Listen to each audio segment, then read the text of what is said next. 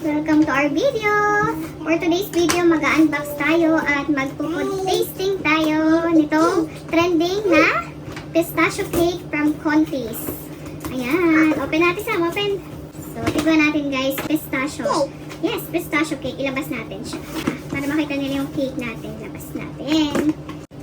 So, ayan, ito na guys, yung ating pistachio cake from Contis. Matitikman na natin siya. Yes, ito, kailangan mo natin siyang ibuhos dito. Ha? Mami, ayaw cream. Ayaw mo ng cream? No, kailangan to lagyan ng cream. Ito yung pistachio sauce nila, oh. So, kailangan natin itong ibuhos. As per direction, kailangan siya dito ibuhos ninyo. Oh, ikaw na magbuhos. Dali, eh. Buhos mo dito, oh. Ganon.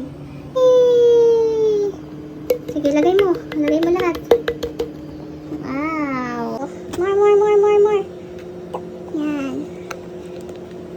Sige, lagyan mo lahat yung buong paligid niya. Okay, busin mo ah. Bus na ba? Hindi pa.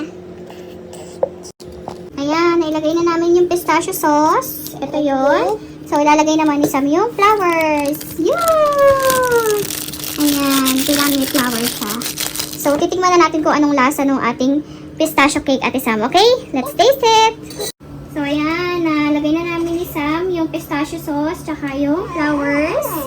So, ayan, tikiman time na guys. Titikman na namin kung anong lasa nito. Pistachio cake ni Contis. Wait lang gusto, natanggalin muna natin yung... Yay! Look at this. May tape. Tanggalin lang natin itong ano, acetate niya. Yun, look at this. Yay! Yan! Hey, it looks yummy guys, pero hindi pa namin alam kung anong lasa niya. So, samahan niyo ako. Tikman natin to kasi super trending nito guys. Ang dami ko nakikitang video na kumakain ito. So, tikman natin kung talagang masarap siya. At kung worth it ba siya sa presyo niya. For information guys, this is 1,300 pesos. Ayan, ganyan siya kamahalin. Nawala tumikim si Sam. Anong lasa? Chocolate. Ano, yummy? Yummy? Oh, sige. Oh, chocolate ang kinait mo. So, try ko din siya. Nauna na sa Ate Sam. Yee! Ayan, tingnan natin yung ano. Ayan. Ayaw ko. Uy, this is size 6 inches yung size nito, I think. Tapos, ayan siya. Tignan natin yung... Wait lang. Pero man excited. Gusto yung chocolate? Oo nga, di ko naman yung chocolate. Yung chocolate lang yung gusto niya. So, wait lang ba so? Yee! Yan! Ito nga. Tignan natin guys kung anong lasa.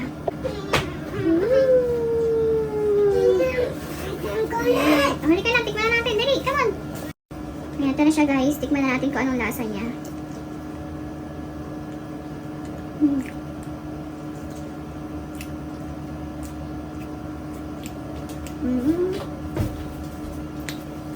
Wait lang.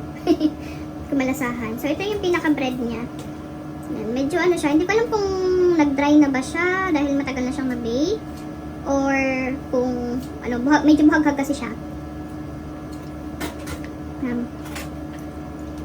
Hindi ko mawari kung moist chocolate ba siya or na naging buhaghag lang or chiffon ba siya. Okay. Tapos, ito yung sauce niya. Yan. Para siyang merong layer ng chocolate dito.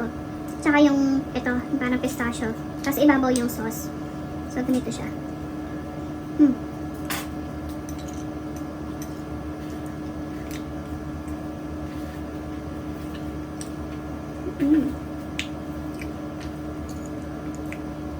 For me, okay naman. Masarap siya.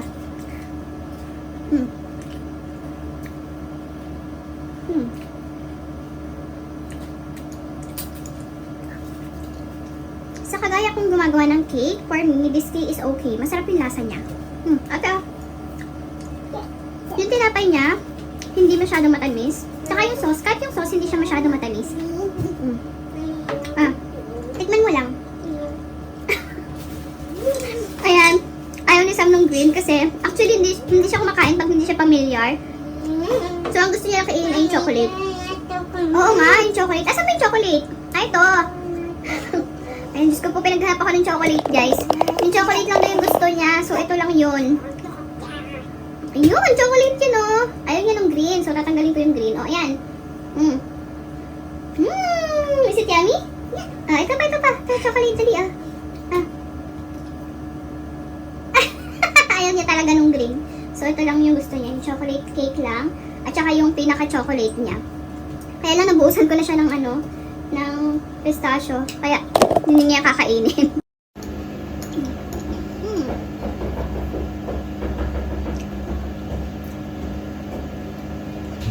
For me guys, masarap siya. Okay naman. Medyo balit nga lang siya. Sa size niya, 6x3. So, masarap naman. So, worth it. So, patikim din natin sa kapatid ko kung anong lasa, kung magugustuhan din niya or hindi. Basta for me, okay siya. Malit nga lang. 1-3 yan. Pero sa akin masarap naman siya. Tikman mo kung masarap. Ang gusto lang may Sam, yung may chocolate. Ay, nalagyan ko na ng green. Ayaw niya kainin.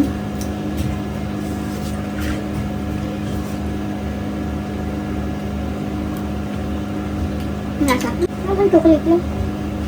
Parang chocolate cake lang na. Pero matamis. Tatamisan ka? Saka hindi naman. Sama mo ng sauce.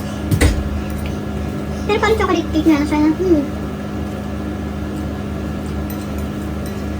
Kasi may chocolate siya na parang pinaka-feeling. Hindi mo lasa pistachio Hindi ba? Sabi mo lasa? May sauce. Lasa naman. Lasa konti lang. Sa sauce lang. Hindi rin sa dito. Ito yung gitna. Bakit hindi na ano? Ano yun? Yung pinaka-tinapay? Hindi matamis Ano pataas? Yung tamis? Sauce natin Hindi pa.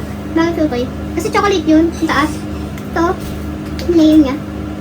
Tamo kaya natamisan. Ganito yung layer niya, Chocolate. Kaya matamis siya. Ito. Yan. Chocolate yan. Yung gusto ni Sam. Yung chocolate lang. Ay, ito anong lasa? Lagyan mo ng green, ha? Kasi pistachio sauce.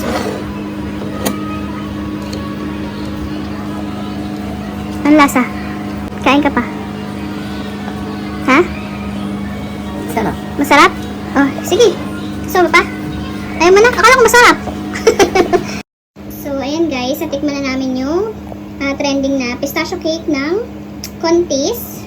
At masarap naman siya. For me, masarap naman. Yun nga lang, kapag medyo natatagalan ka ng kain, medyo matamis. Kasi, itong part na to, yung taas, puro chocolate yan. Yan, para siyang chocolate ganache, tapos merong mousse, tapos may pistachio dito, tapos may chocolate ulit. Kaya itong layer na to, medyo matamis siya. Pero itong part na to, yung chocolate cake niya, hindi siya matamis. Masarap naman siya.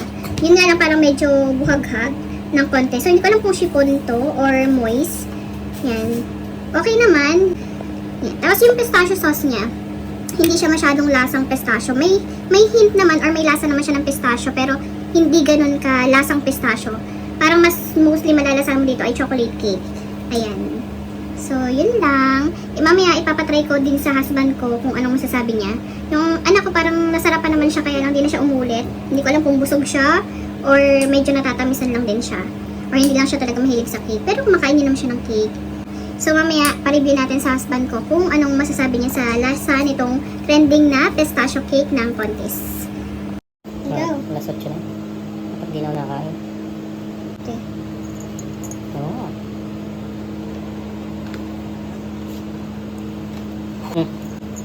Tikman. Ang lasa.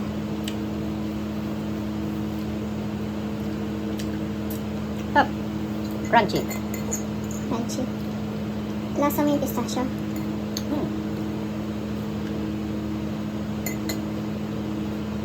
Yung tamis okay lang.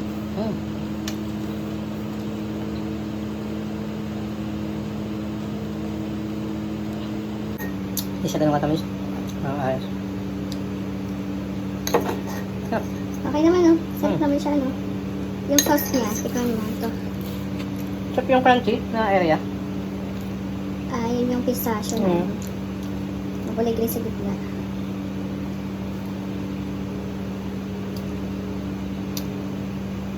Sarap. Okay. Okay. Okay siya sa 1-3. Okay naman. Ay.